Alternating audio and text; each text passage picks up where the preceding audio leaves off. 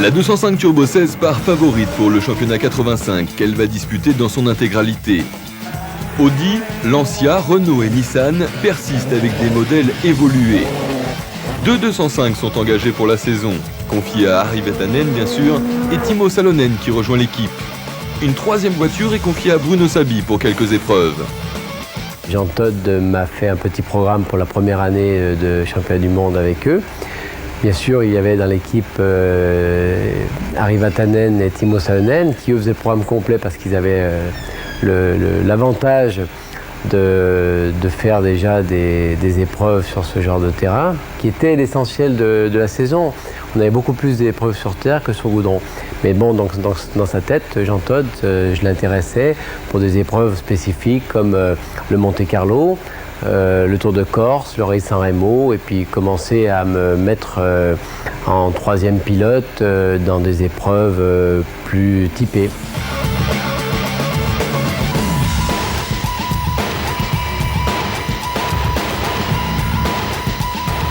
Au Monte-Carlo, connaissant quelques déboires en début de course, les Peugeot 205 marquent le pas derrière la Quattro Sport de Walter Röhrl qui file en tête, tandis que les Lancia et leurs deux roues motrices sont en pleine déroute.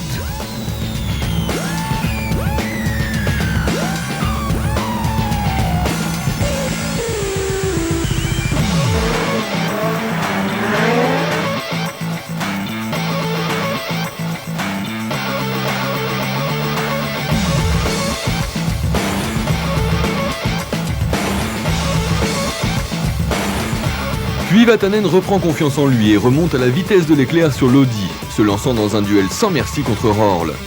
Avec une fiabilité retrouvée, la 205 est de nouveau en lice pour la première place. Vatanen est sûr de pouvoir revenir. Tenace, l'acrobate et spectaculaire pilote finlandais réussit l'incroyable exploit de rattraper l'Audi.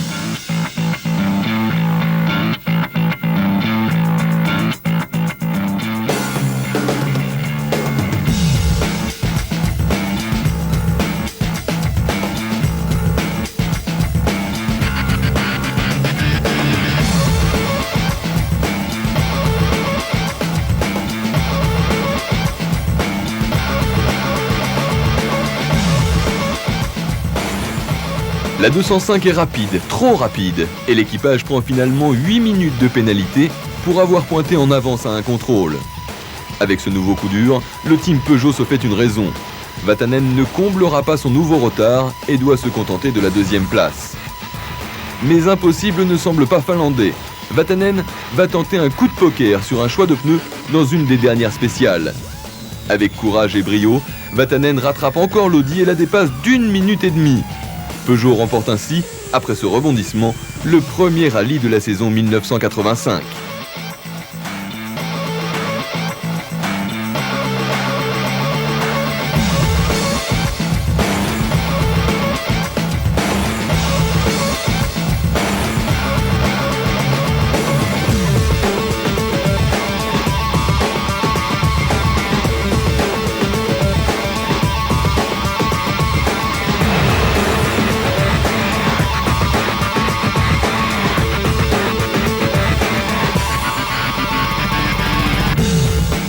En Suède, la 205 Turbo 16 obtiendra une régularité de métronome. Vatanen ne laisse guère d'espoir à l'Audi Quattro de Blomqvist, pourtant très à l'aise dans la neige.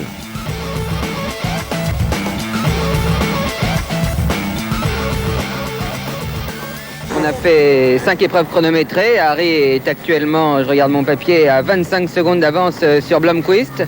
Et Timo Salonen est 3e, 5 secondes derrière Blomqvist. Donc pour l'instant, tout va bien. Il faut que ça continue.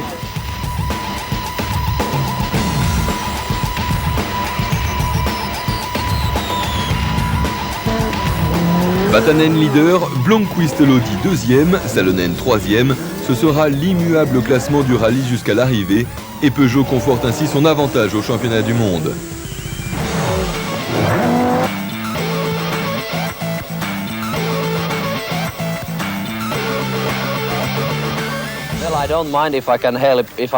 Moi, je fais volontiers ce que je peux pour aider Peugeot.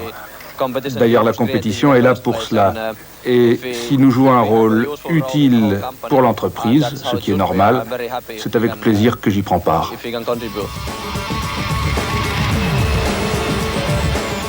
Le rallye du Portugal apparaît nettement plus disputé que celui de Suède. Les principaux concurrents, en l'occurrence Audi et Lancia, ont retrouvé de la vigueur.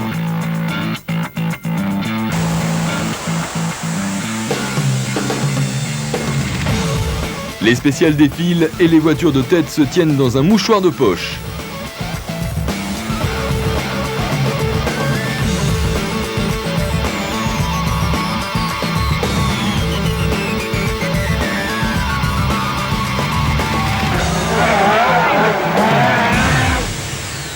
Sur un terrain difficile et très cassant, Vatanen est malheureusement contrainte à l'abandon.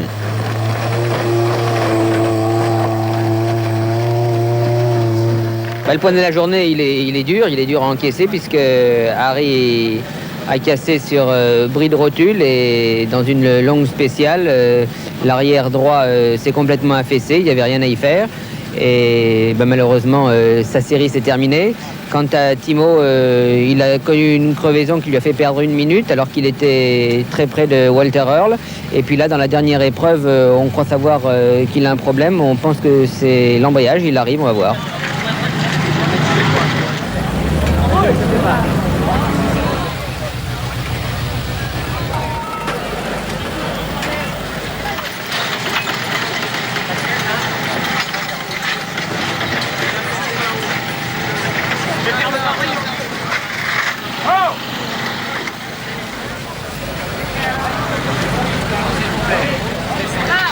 Grâce à la dextérité et la rapidité des mécaniciens, la 205 Turbo 16 de Timo Salonen va pouvoir reprendre la course et s'installer à la 2e place derrière l'Audi de Rorl.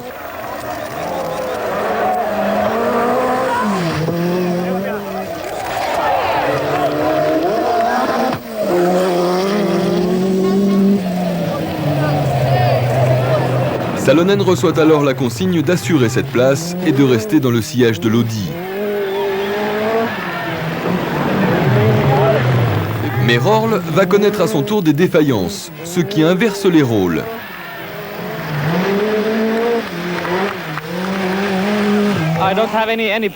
Je ne suis plus tendu. Je n'ai plus besoin de conduire très vite. Dans Arganil, j'ai encore eu à attaquer parce que l'épreuve était longue et que Walter n'était qu'à 2 minutes et demie derrière nous. Mais il a crevé dans Arganil. Et maintenant, nous menons avec 5 minutes d'avance. Oui, ça va un petit peu mieux.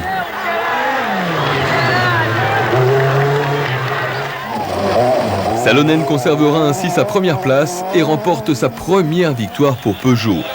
Première victoire de Timo Salonen, 6e victoire d'affilée de la 205 Turbo 16 et 18 points de plus pour Peugeot au championnat du monde.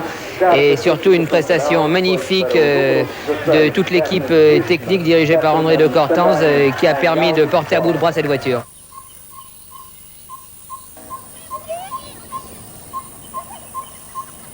Vient ensuite le terrible Safari, au Kenya. Ce rallye africain a souvent été une spécialité de Peugeot. 3 205 Turbo 16 vont y faire leur premier tour de roue. Ce rallye est presque un raid à travers la brousse. Rien n'est épargné aux voitures.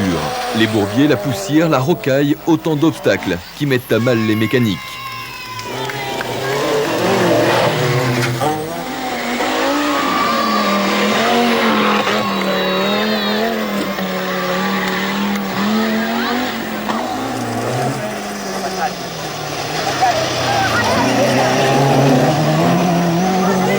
Malgré des adaptations techniques, comme le pare-buff ou la garde au sol augmentée, les Peugeot de Vatanen, Salonen et Saby vont terriblement souffrir.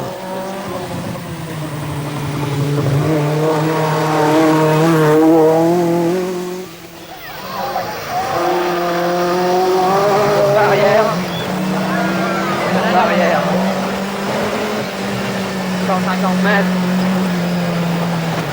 Maison droite 150.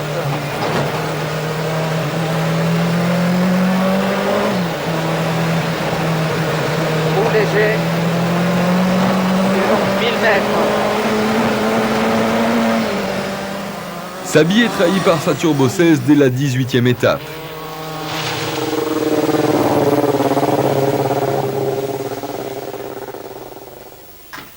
Essaye de le remettre, hein, j'en ai pas. Les deux autres 205 ne vont guère mieux. L'assistance se démène pour réparer les dégâts de la T16 de Salonen qui sait déjà que la course est perdue. Encore? C'est bon. Que je mette la barre. Accroche. Ouais.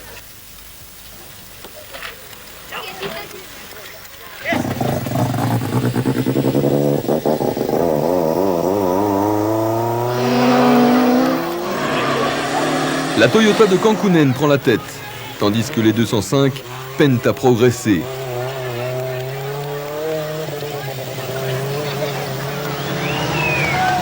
À la 66e étape, c'est au tour de Vatanen de déclarer forfait.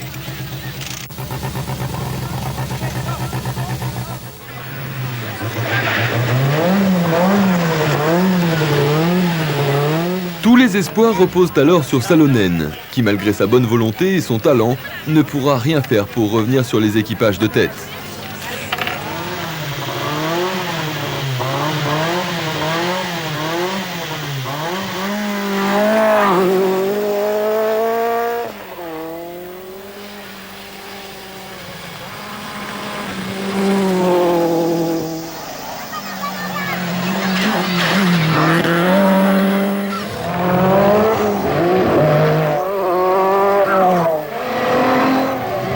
Retour au goudron avec le Tour de Corse.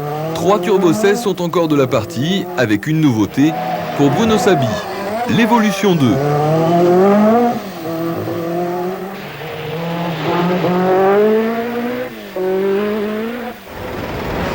Dans sa constante recherche d'une meilleure performance, Peugeot a dévoilé sa T16 Evolution 2 qui bénéficie d'améliorations aérodynamiques avec plus d'appui avant et arrière, mais aussi mécanique avec une nouvelle répartition des organes et une puissance accrue qui dépasse maintenant les 400 chevaux.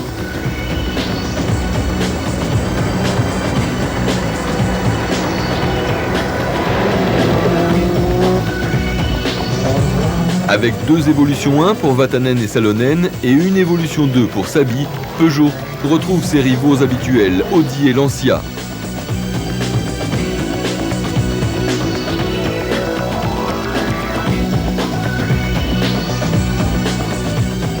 Lancia qui retire ses autos de la course après l'accident qui va coûter la vie du pilote Attilio Bettega et de son copilote Sergio Cresto.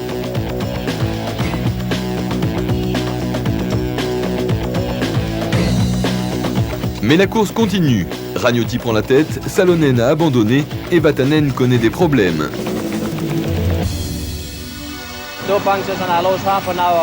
Deux crevaisons, une demi-heure de perdu. Vous savez, c'est sans commune mesure avec ce qui est arrivé aujourd'hui. Ça n'a rien à voir. Je ne suis pas déçu du tout. Elle est belle, ma vie à moi.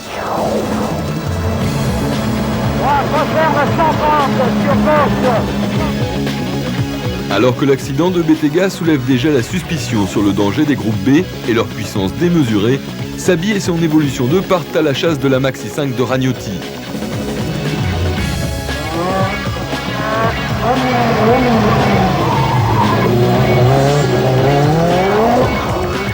C'est en essayant de revenir sur les zones de tête que Vatanen va alors être la victime d'un nouveau drame. Malgré cette violente sortie de route, Vatanen et Harriman se sortent de l'accident simplement sonnés.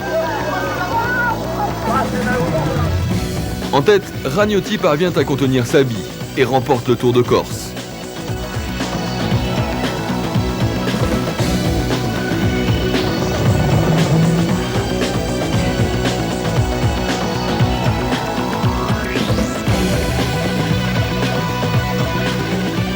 Au rallye de l'Acropole, Peugeot se contente de son évolution 1, parfaitement au point.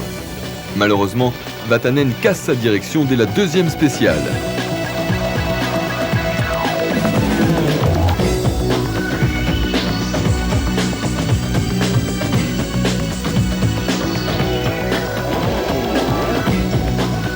Salonen, à la tête du rallye depuis le départ, doit donc défendre seul les couleurs de Peugeot. Il y parviendra sans jamais concéder sa place de leader jusqu'à l'arrivée. À ce stade du championnat, Peugeot est en tête avec 30 points d'avance sur le deuxième, Audi.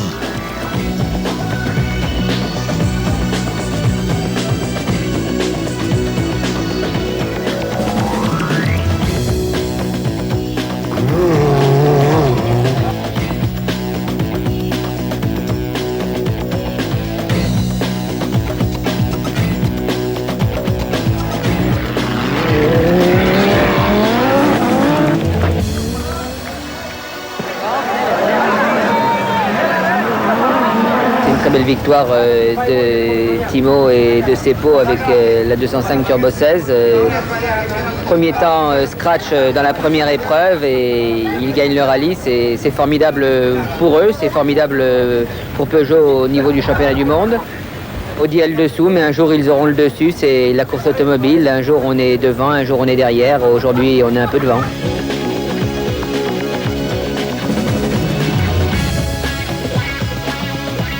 Lorsqu'il arrive au rallye des 1000 lacs, Salonen a remporté 2 victoires depuis l'Acropole.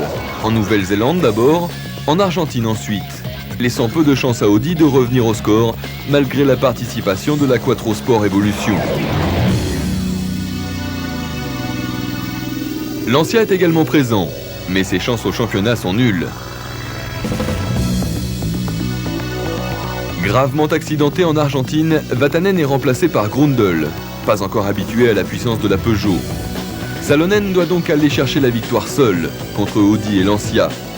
Au terme de l'épreuve, Salonen sera sacré champion du monde 3 rallyes avant la fin de la saison et Peugeot remportera également son premier titre.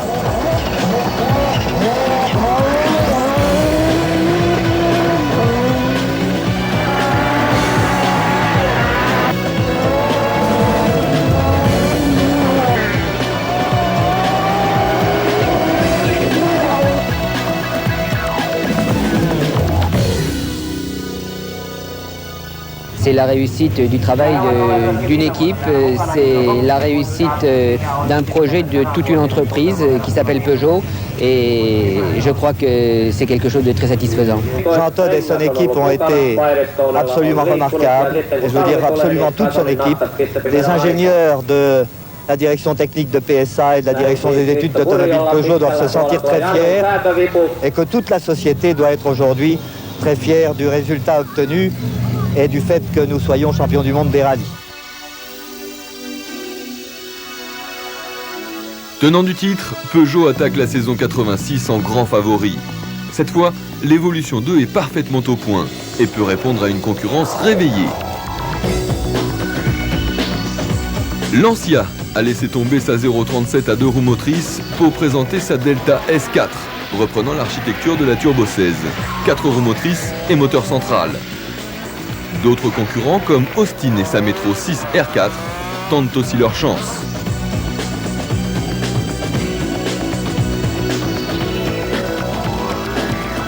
Pour défendre les couleurs sochaliennes, Juha Kankkunen rejoindra Salonen et Sabi qui livreront un duel très disputé avec les pilotes Lancia, les Audi Quattro et leur moteur avant marquant cette fois le pas.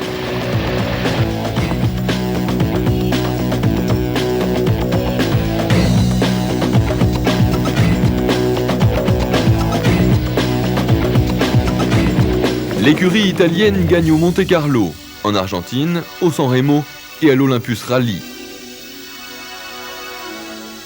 Tandis que Peugeot remporte les victoires en Suède, en Corse, en Grèce, en Nouvelle-Zélande, aux 1000 lacs et au RAC.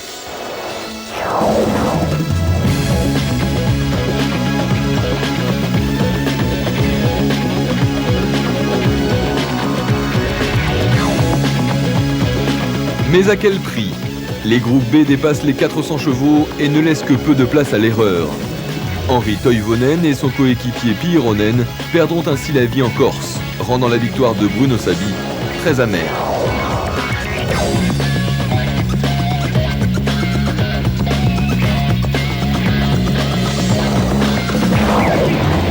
J'étais vraiment très heureux de gagner cette épreuve. Malheureusement, ça a été un peu gâché le plaisir parce qu'il y a eu cet accident donc, où on a perdu nos copains, quoi, hein, l'équipage Henri Toivonen et son coéquipier donc malheureusement ont disparu lors de cette édition et pour nous ça a été terrible, quoi. C'est sûr que je suis très partagé sur la joie de cette victoire parce qu'il y a eu la perte de nos copains. Alors j'ai pas pu apprécier cette épreuve, ce résultat comme j'aurais dû. Mais bon, effectivement, il est à mon palmarès. Donc j'ai gagné le Tour de Corse avec Peugeot. Bon, l'année d'avant, j'avais fait second. Chaque année, j'étais performant ou en tête de cette épreuve. J'étais vraiment très content de la remporter. J'ai toujours dominé mes équipiers donc, sur ces terrains-là. C'était une satisfaction quand même de l'avoir à mon palmarès. Extraordinaire machine ultra performante, les groupes B sont néanmoins conçus en fonction d'une véritable sécurité de conduite. Mais des incidents répétés vont mettre fin au fabuleux spectacle offert par ces voitures. On était conscient qu'on vivait une époque un peu particulière, qu'on avait des voitures qui sortaient de l'ordinaire. Pour moi, ça a été la plus belle époque des rallyes de championnat du monde. On avait un plus, on avait des motos d'exception. Ça faisait autour de 500 chevaux, ça faisait 900 kilos. Donc c'est rare de voir des voitures pareilles sur la route. On ne l'a jamais revu, on ne le reverra jamais. Quelque part, le pouvoir sportif était inquiet de ça quand même. Il était conscient qu'il fallait trouver une solution pour pouvoir limiter quand même cette escalade, parce que c'était sans fin. On allait avoir après 600 voire 700 chevaux. Donc interdire cette catégorie, on était très partagés. On savait qu'on vivait dangereusement, on l'acceptait parce qu'on est des pilotes de course. Je pense qu'on était suffisamment raisonnable pour essayer de rester sur la route, mais on savait que si on sortait de la route, on était mort.